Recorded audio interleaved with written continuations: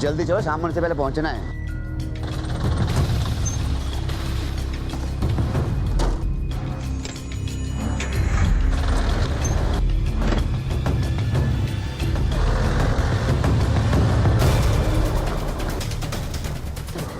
यही है क्या? हाँ चल, नीला ट्रक फॉलो कर।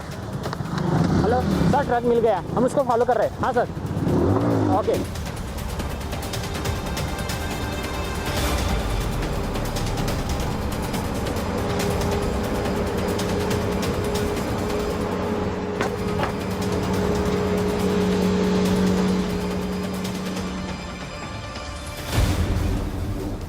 हाँ सर, गाड़ी मिल गई है। हाँ। ओए, नाम क्या हुआ? नाम बोले क्वेश्चन है। दरवाजा क्यों खोल रहे हो? चल, अरे क्या बताओ तो सही। सूप साहब साइड में चल। क्या किया मैंने? अरे किया क्या मैंने, बताओ तो सही। अरे अजीब जबरदस्ती है। पकड़ इसको।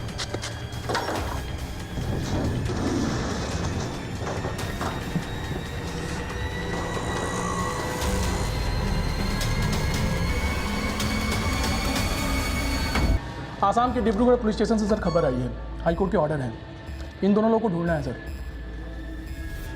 आओ सर।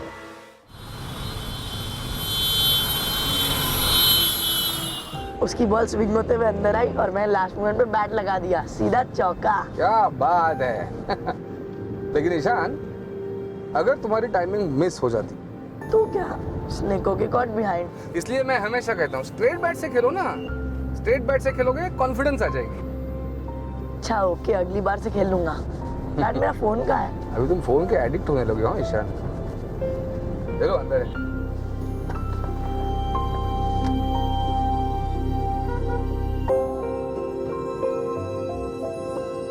पासवर्ड हटाया क्या आपने? हाँ। क्यों डैड?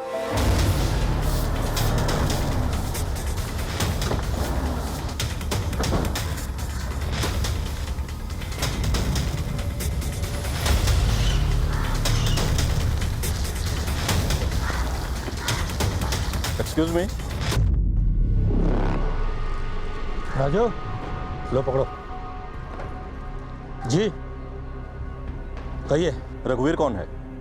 मेरा बेटा है, लेकिन आप लोग इस तरह से बिना बताए हुए मेरे घर में आ कैसे गए? हमारे पास कोर्ट का नोटिस है, इसलिए आना पड़ा। नोटिस? शो मी।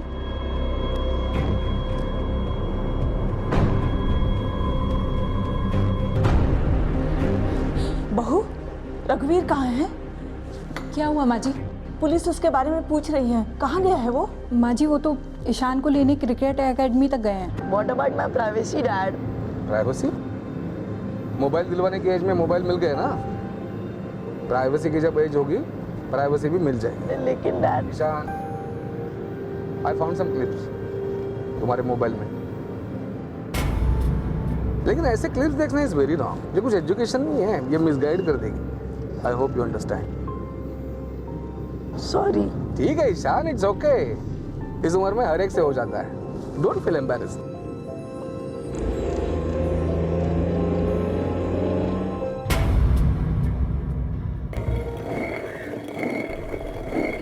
अरे काहे इतना मेहनत कर रही है?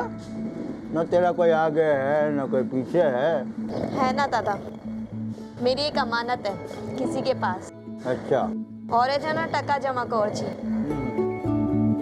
अच्छा, ऐसी बात है क्या? हाँ, अब उसको वापस लाना है तो पैसे तो जमा करने पड़ेंगे ना दादा। ये ले तेरी मजदूरी। हाँ, बाकी के पैसों में इसको भी जमा कर दे।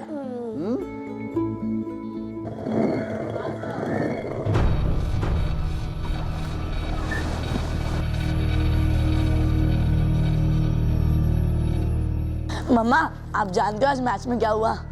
एक मिनट बेटा, सुनिए, पुलिस के कुछ लोग आए हैं अंदर हाई कोर्ट के ऑर्डर लेकर। पता नहीं बात क्या है, बता नहीं रहे हैं, लेकिन आपका इंतज़ार कर रहे हैं सब लोग। लो आ गए। मैं रघुवीर, क्या काम था? मुझे आप दोनों से बात कर रही है, अकेले में।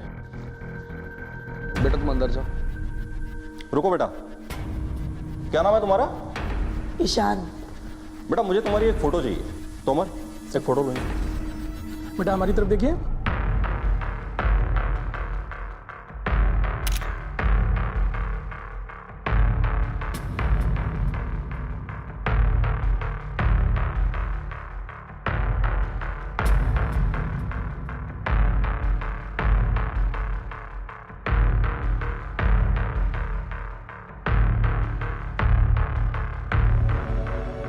बेटा जूस पी ले। नहीं चाहिए दादी, ये सब क्या हो रहा है? पापा उनसे बहस क्यों कर रहे हैं? मम्मी अलग रो रही है, दादाजी भी परेशान है, और उन अंकल ने मेरी पीठ क्यों खींची थी? क्या हुआ दादी, बताओ ना। बेटा मेरी भी समझ में नहीं आ रहा है कि ये सब क्या हो रहा है।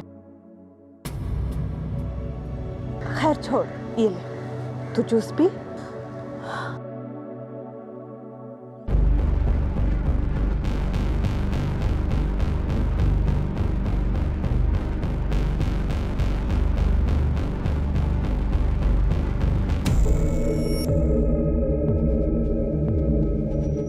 तुम लोगों को कितनी बार बोला है कि अंदर खेला करो? चलो जाओ अंदर। अरे दादा नमस्ते। तू अंदर घुसी कैसे? अंदर कैसे मतलब? जैसे हमेशा आती हूँ। पी रखी है क्या? दादा चल। मेरा शामिल है दादा। चल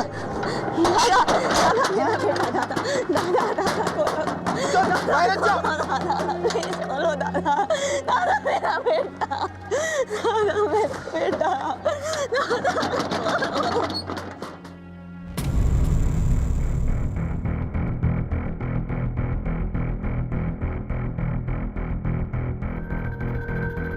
अब कोई सड़क छाप लोग नहीं है। मैं मानता हूं कि केस डिफिकल्ट है, लेकिन कानून के पास 100 रास्ते हैं। एंड आफ्टर ऑल मैं किस लिए हूं?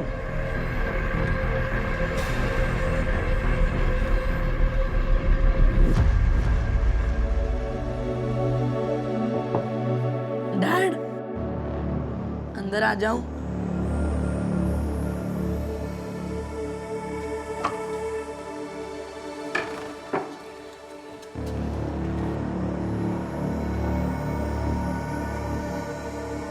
डैड हुआ क्या है?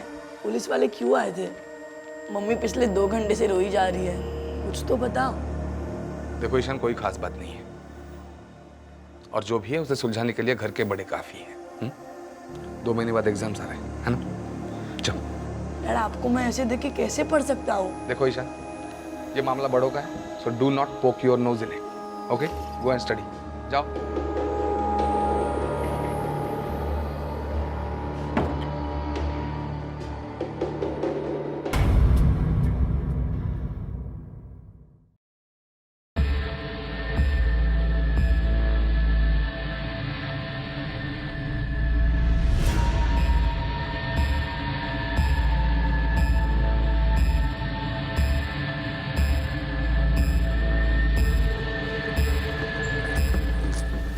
बहुत मस्ती करता था, स्कूल में जेल आता था, और ना उसकी मम्मी घर से बाहर फेंकती है। हाँ, और वो रोते रोते जंगल में चले गया।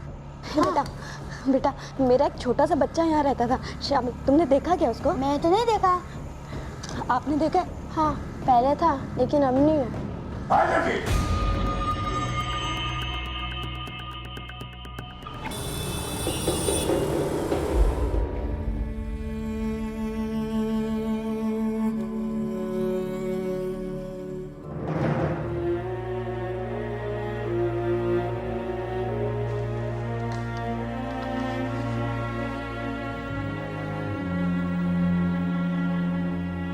डैड मम्मी दादा दादी कहाँ है? वो खा चुके।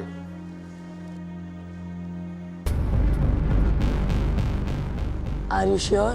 मतलब क्या है तुम्हारा? आई एम लाइंग, झूठ बोल रहा हूँ मैं। चुपचाप खाना खा और सो जा, कल स्कूल है। Good night.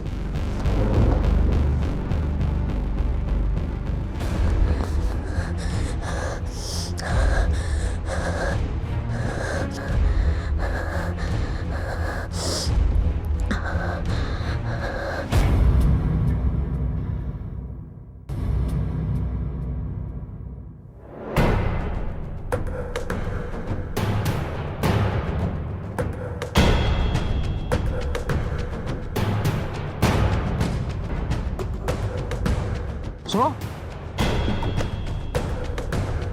सुनो,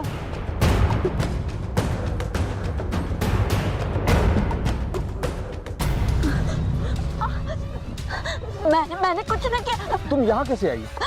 किसने मारा तुम्हें? देखो डरो मत, अगर तुम बताओगे नहीं तो पुलिस तुम्हारी मदद कैसे करेगी? चलो जल्दी आओ।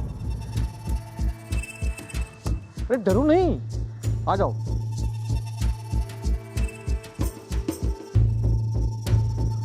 आ जाओ। सर ये केस है, ये झुमकी है, ये आपसे कुछ कहना चाहती है।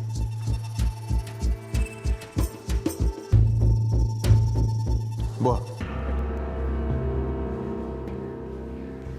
बैठ।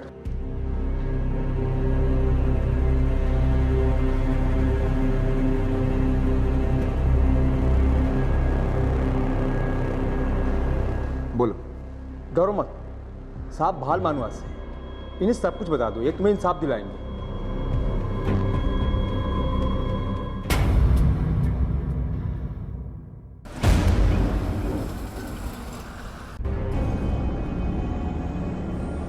All well Ishaan? नहीं यार, I am feeling very restless. कुछ समझ ही नहीं आ रहा। चल मार यार, तेरा केस हैंडल करने के लिए मेरे पापा है ना। मेरा केस? मैंने क्या किया? साहब उन लोगों ने मेरे बच्चे को जबरदस्ती अपने पास रखा हुआ है और सब वो लोग मुझे मेरा बच्चा वापस ही नहीं कर रहे साहब। कौन लोग?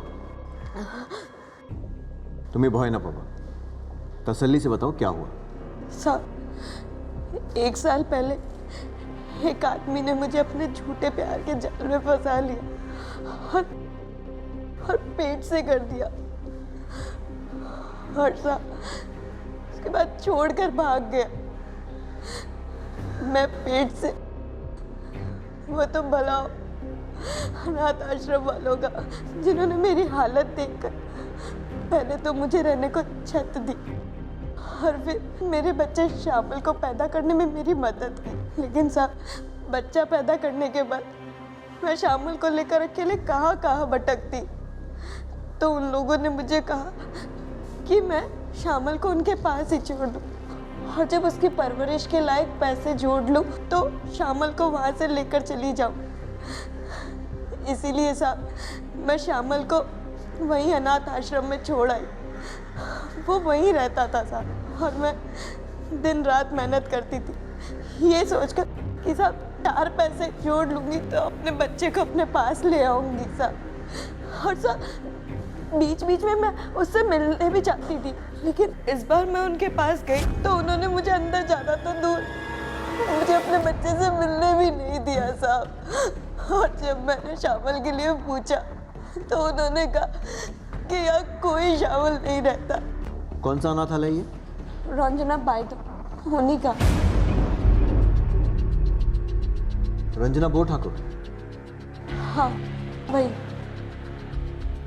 देखो तुम्हें जरूर कोई गलतफहमी हुई। तुम जानती भी हो किस पर इल्जाम लगा रही हो। रंजना और उसके पिता की बहुत इज्जत है और वो तुम्हारा बच्चा क्यों लेंगे? वो तो खुद अनाथ आश्रम चलाते हैं और गरीब बच्चों और औरतों की मदद करते हैं। साहब मैं झूठ नहीं बोल रही साहब, आप चाहे तो मेरे पेट में चीरा देख लीजिए। मैंने अपने शामिल को आज से 6 महीने पहले उसी अनाथ आश्रम में छोड़ा था मैंने अपने बच्चे को साहब। और मैं बीच बीच में उससे मिलने जाती थी साहब, लेकिन इस बार लोगों ने मुझे अपने बच्चे से नहीं मिलने दिया साहब। साहब मेरी मदद करो साहब, मैं झूठ नहीं बोल रही साहब, आप मेरी मदद करो। अंकल आंटी ने तुम्हें अडॉप्ट किया था। आई मीन बायोलॉजिकली तुम उनके बेटे नहीं थे और ऊपर से उन्होंने तुम्हें इलीगल तरीके से अडॉप्ट किया था, इसीलिए कानून के हिसाब से तुम्हें फिर ऑर्फनेज भेज दिया जाए।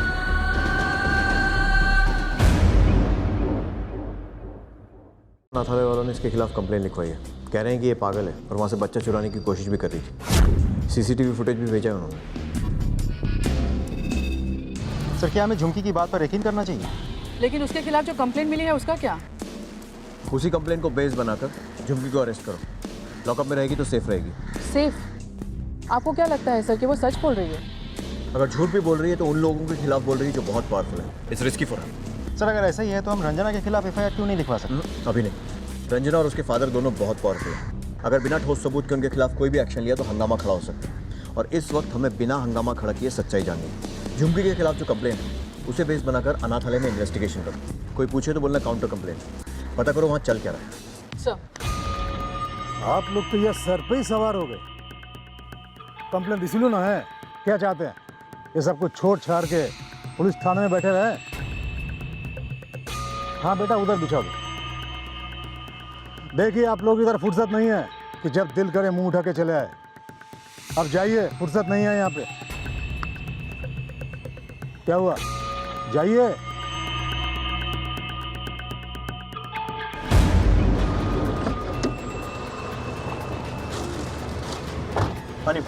सर बहुत बदतमीजी से बात किया है। वैसे तो काफी खानदानी लोग हैं, शायद किसी बात पर चिढ़ गए हो। और इंसान तभी चिढ़ता या गुस्सा होता है जब कोई उसकी दुखती रकम वाली। सर अब मुझे समझ में आ रहा है इन लोगों ने झुमकी को बच्चा क्यों नहीं दिया। या तो इस अनाथ आश्रम में इस बच्चे की मौत किसी कारण की वजह से हो गई होगी और अपने ऊपर आरोप ना आ जाए, इसीलिए ये लोग अभी झुमकी को पहचानने से इनकार कर रहे हैं और हमें भी कोई तरीके के जवाब नहीं दे रहे। कोई बड़ी खिचड़ी जरूर पकड़ी है। तो फिलहाल कुछ श्योरिटी के साथ नहीं कह सकते। तो अब अगर कुछ पक रहा है तो धुआं जरूर उठेगा। एक बार तुम भी ट्राई करो। अगर धुएं का सोर्स मिल गया तो आग का सोर्स भी मिल ही जाएगा।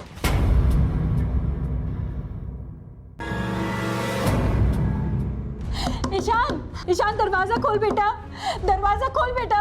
सुधा, क्या हुआ? देखिए ना, अपने आप को बंद करके बैठा हुआ, दरवाजा नहीं खोल रहा। ईशान, ईशान, दरवाजा खोलो। ये क्या है? हाँ? कितनी देर से हम लोग लॉक कर रहे हैं, तुम्हारा एक जवाब नहीं है। आप लोग ही तो चाहते थे ना कि मैं आपसे बात ना करूं। ईशान, मुझे चेंज करना है।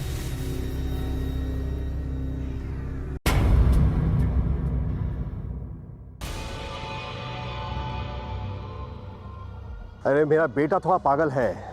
हम खा आपके जूनियर की बेइज्जती कर दी, लेकिन आप लोगों को थोड़ी समय के लिहाज करके आना चाहिए।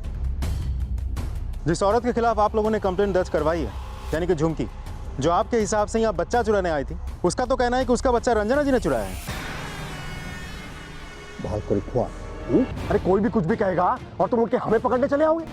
अगली बार अगर ऐसी बात की ना तो डिपार्टमेंट से बाहर निकालने का रास्ता भी दिखा दूंगा। समझ गए ना तुम?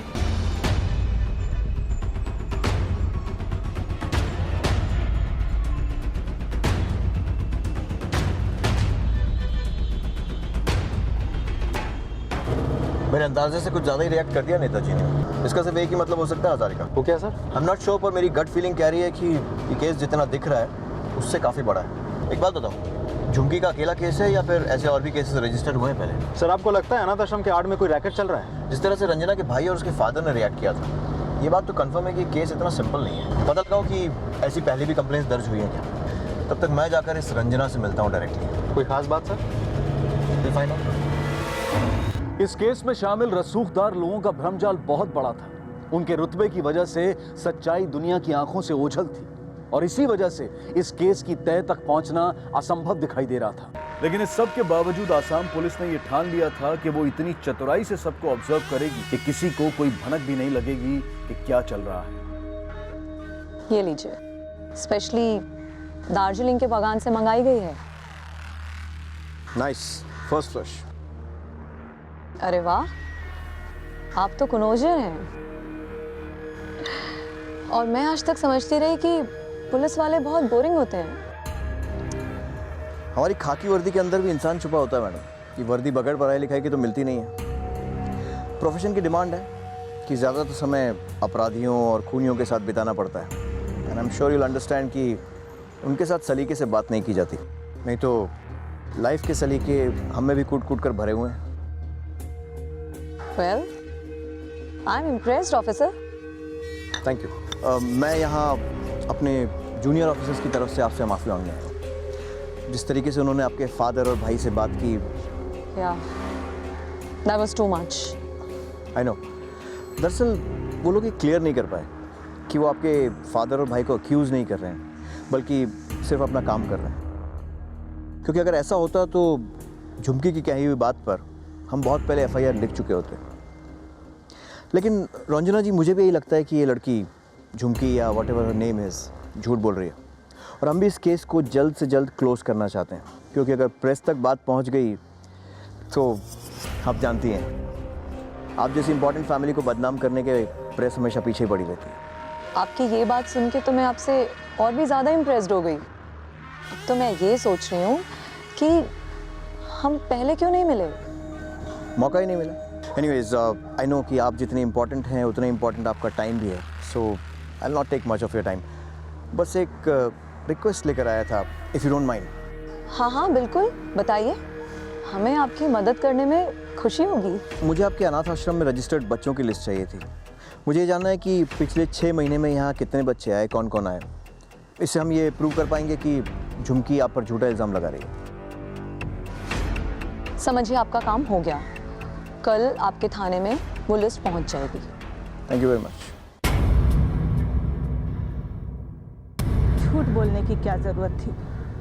अरे 15 सालों से ये बात छिपाए रखा कि ईशान तुम्हारा बेटा नहीं है, तुमने उसे गोद लिया है।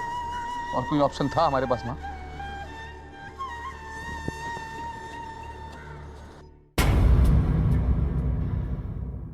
चलो बड़े साहब बुला रहे हैं। मुझे मालूम है कि रंजना पैसे और पावर दोनों मामले में ताकतवर है और बचने का कोई ना कोई तरीका ज़रूर निकाल लेगी। लेकिन तू क्या करेगा? एक गरीब लाचार आदमी जो परिवार के गुजारे भर कमा पाता है, कैसे बचेगा कानून से? देख, मेरी बात ध्यान से सुन और समझने की कोशिश कर। माना कि वो लोग बहुत पावरफुल हैं, लेकिन कानून से ज़्यादा पावरफुल नहीं है। हाथ पैर बहुत मारेंगे, लेकिन आज नहीं तो कल पकड़े जाएंगे। और फिर बचने का सबसे आसान उपाय क्या होगा? सारा दोष तेरे माथे मर देंगे। और तू क्या करेगा? कैसे बचाएगा अपने आप को? सोचा है कभी? अरे अपना नहीं तो अपने परिवार का सोच। तेरे बच्चों का, तेरी फैमिली का क्या होगा तेरे बाद? कभी ये सोचा है कि रंजना ने तेरे बच्चों के साथ भी वही किया जो झुमकी के बच्चे के साथ किया था? हाँ, क्या लगता है कितना तक मिल जाएगा तेरे बच्चों का? साहब, मैं सब कुछ आप लोगों को बताना चाहता हूँ साहब, लेकिन बता नहीं पाता हूँ साहब। देख, ज़्यादा कुछ नहीं करना। अभी सिर्फ इतना बता कि अनाथ आश्रम में कितने बच्चे हैं? 23। देखिए, सब अनऑफिशियल होना चाहिए, क्योंकि मैं रंजना और उसकी फैमिली से उलझना नहीं चाहता हूँ। हाँ बिल्कुल, चिंता मत कीजिए, बोलिए। परबल बरुआ, इस आदमी से मिलिए आप लोग जाके। पिछले 18 महीने से जेल में है। एक सोशल वर्कर था जो कि रंजना की काली करतूतों का पर्दाफाश करने में लगा हुआ था, लेकिन परबल के एनजीओ का नाम फाइनेंशियल फ्रॉड में आ गया और उसे जेल हो गई। ये फ्रॉड का केस असली था या उसे फंसाया गया था? अब इतनी डिटेल में तो हम नहीं जानते हैं, लेकिन इतना ज़रूर मालूम है कि प्रबल बरुआ के केस की सुनवाई में रंजना का भाई भी कोर्ट में मौजूद था। रंजना के भाई सुनवाई में वो क्या कर रहा था?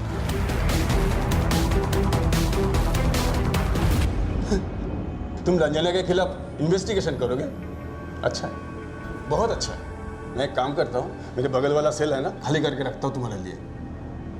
अरे सर, अपना टाइम खराब कर रहे हो, कुछ हाथ में नहीं आने वाला है। सही कहा है तुमने, इस केस में इन्वेस्टिगेट करने के लिए कुछ है ही नहीं। और तुम पर लगे सारे चार्जेस भी सही रहे होंगे, है ना? तुमने रंजना जी से पैसे ऐंठने के लिए इतना सारा नाटक किया, सही बोलो ना मैं? अरे साहब, मैं कोई फ्रॉड वर्ड नहीं हूँ। रंजना और उसके बाप ने मिलकर मुझे फंसाया है, वो भी झूठा फंसाया है। मेरे सारे गवाह मुझे धोखा दिया। नहीं तो आज जहाँ मैं हूँ ना, वहाँ रंजना उसके बाप और भाई के साथ होती। गवाह? कैसे गवाह? मैं नहीं बता सकता, वो लोग मेरे ऊपर भरोसा किए थे, मैं किसी का भरोसा तोड़ नहीं सकता। जानते हो नीपा, यह आदमी सिर्फ हमें बेवकूफ़ बना रहा है। रंजना जी ने तुम्हारे साथ जो कुछ भी किया है ना कहीं बिल्कुल सही किया है। अरे रंजना जी तो बहुत अच्छी औरत है, गरीब अनाथ बच्चों को छत देती है, और तुम, शर्म आनी चाहिए तुम लोगों को। चलो नीपा। सुनिए सर, एक मिनट। रंजना बहुत अच्छी औरत है ना? मैं बताता हूँ कैसी औरत है, मैं सब कुछ बताऊंगा। क्या आप इस केस को अंजाम तक पहुंचाओगे?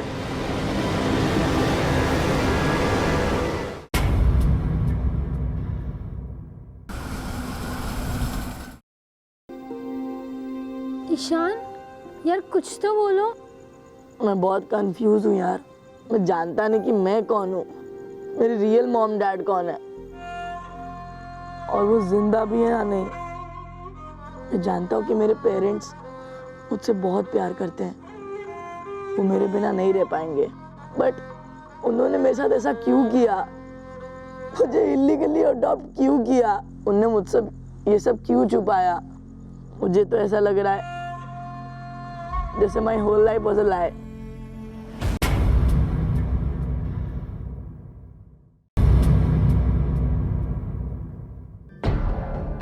सर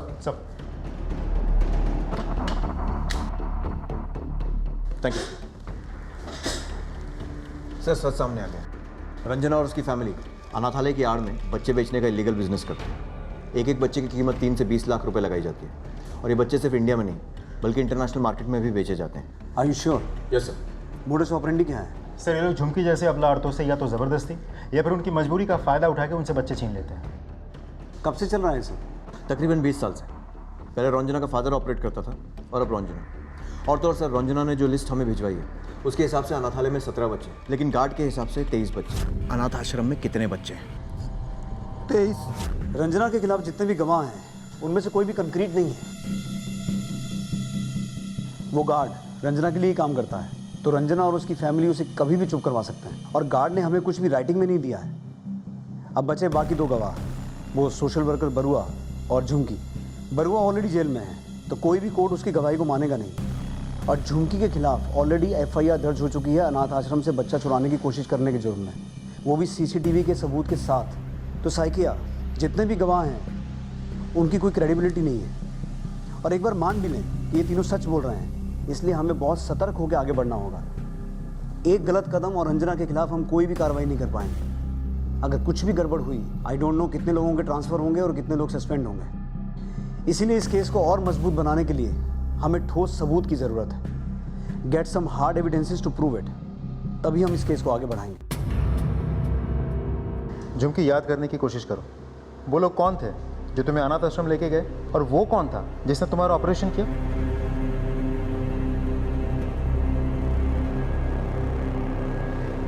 सब वो एक सरकारी साहब थे, पकादाशी जी, और दूसरे डॉक्टर साहब, डॉक्टर दास।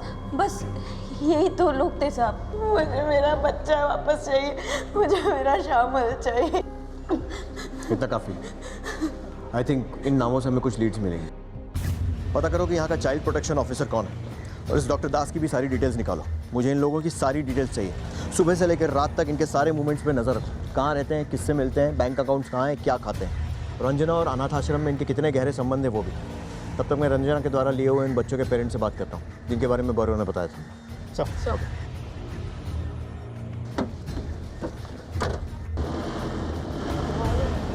ये डॉक्टर साहब और रंजना जी रिश्तेदार है क्या दोनों? नहीं सर, अनाथालय है तो डॉक्टर साहब का आना जाना तो लगा ही रहता है। कब से? 10 साल से तो हम देख रहे हैं। इन 10 सालों में डॉक्टर साहब कहाँ से कहाँ पहुँच गए, पता नहीं इतना इनकम आता कहाँ से।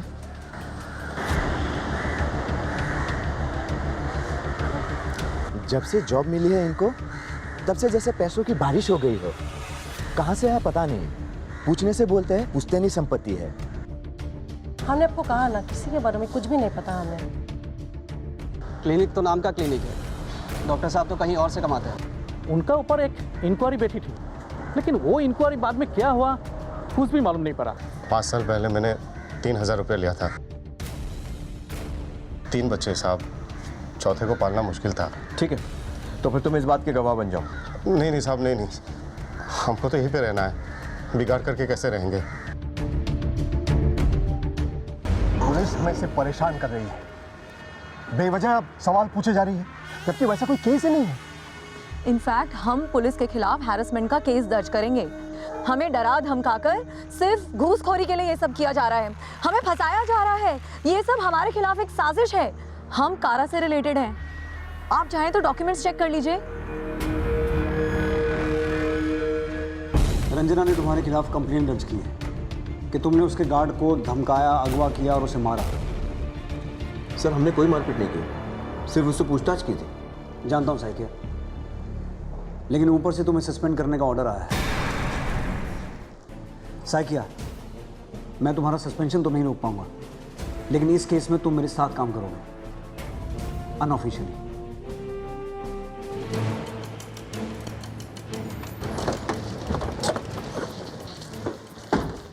सर इस केस में जो भी डेवलपमेंट होती है मैं आपको अपडेट करता हूँ। सर झुमकी को जेल से छोड़ दिया गया है। क्यों? रंजना ने उसके खिलाफ केस वापस ले लिया। अभी झुमकी कहाँ है? पता नहीं सर, शायद अपने घर गई हो।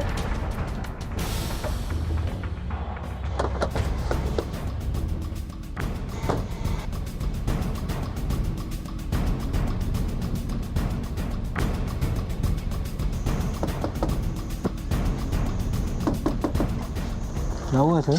ये झुमके का घर कब से बंद है? सर कई दिनों से तो नहीं देखा हमने।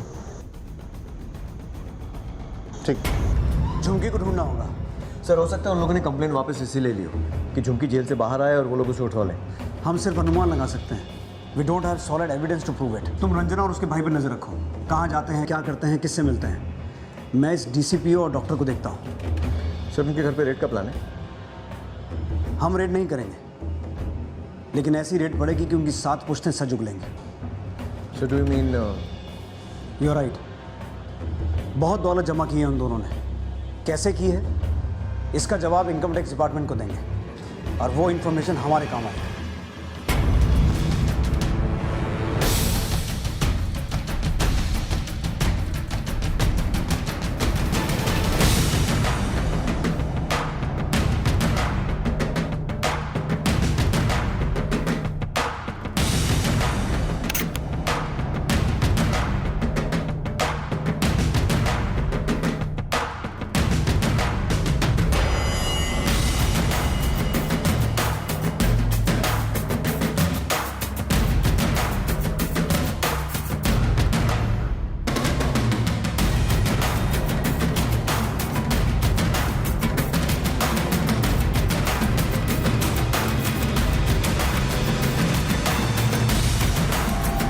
सर, इनकम टैक्स डिपार्टमेंट ने डॉक्टर दास और डीसीपीओ दोनों से पूछताछ करके उन दोनों को हमें हैंड ओवर कर दिया। गुड, उन्हें पुलिस स्टेशन में ही बिठाओ, मैं वहीं आता हूँ। Okay sir.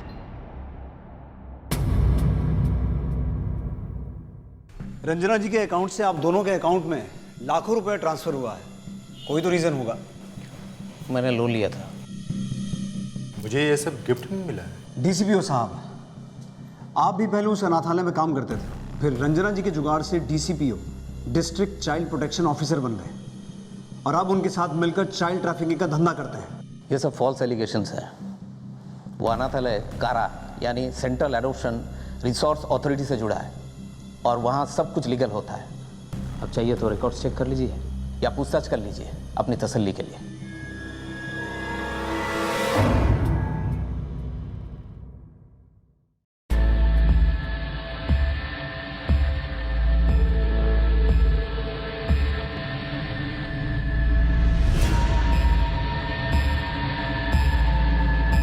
पुलिस वाले तुझे ढूंढ रहे हैं। तेरे को पुलिस वालों के पास जाना चाहिए, वही तेरी मदद कर सकते हैं।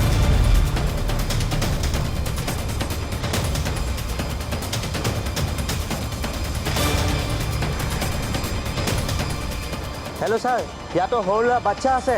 धन्यवाद, तुमने सही टाइम पर हमें ट्रक का नंबर बता दिया, नहीं तो पता नहीं उन मासूम बच्चों का क्या होता।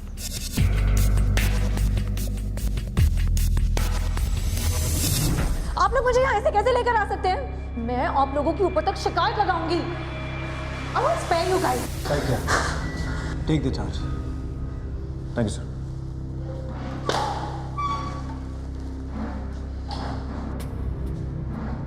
ट्रक ड्राइवर ने सब कुछ उगल दिया है रंजना मैडम, तो आप भी शराफत से सच बता दीजिए। नहीं तो आपको याद ही होगा, जैसा मैंने आपसे कहा था कि हम लोग पूरा टाइम खूनियों और अपराधियों के साथ बिताते हैं या फिर उनकी खोज में, और इसलिए सारे मैनर्स भूल जाते हैं। तो आप डिसाइड कर लीजिए, खुद सच बोलेंगी या फिर उगलवाएं आपसे।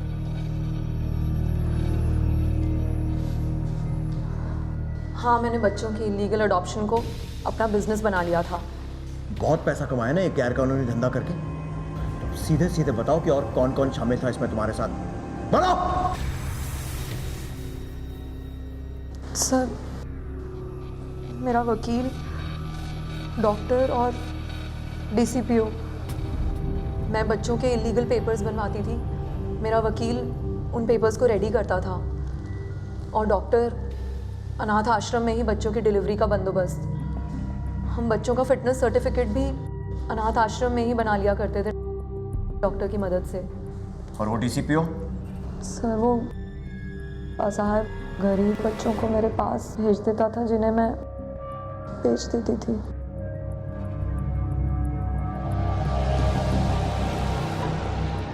मुझे माफ कर दीजिए, मैं थोड़े से पैसों के लिए बैंक गया था और रंजना की बातों में आ गया था। मैं रंजना के लिए इलीगल पेपर्स रेडी करता था ताकि बच्चे लीगल तरीके से एडॉप्ट किए जा सके और किसी को शक ना हो।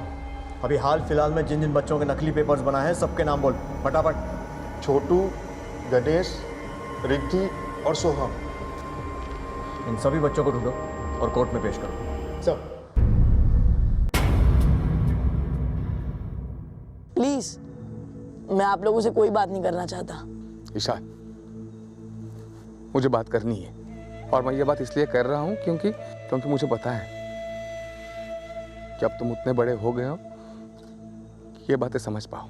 मैं मानता हूँ हमसे गलती हो गई, बहुत बड़ी गलती हो गई कि हमने तुम्हें इल्लीगली अडॉप्ट किया, लेकिन वो इसलिए कि हमारे पास और कोई चारा भी नहीं था बेटा। हमारी मम्मी के ऊपर बहुत प्रेशर था कि हमारे घर को एक चिराग दे, लेकिन दुर्भाग्य की बात है कि वो कंसीव नहीं कर पा रही थी और दिन ब दिन प्रेशर बढ़ता जा रहा था, इतना बड़ा कि बर्दाश्त से बाहर हो गया।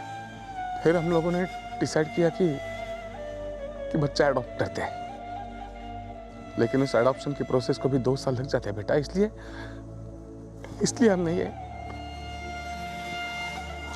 We are sorry.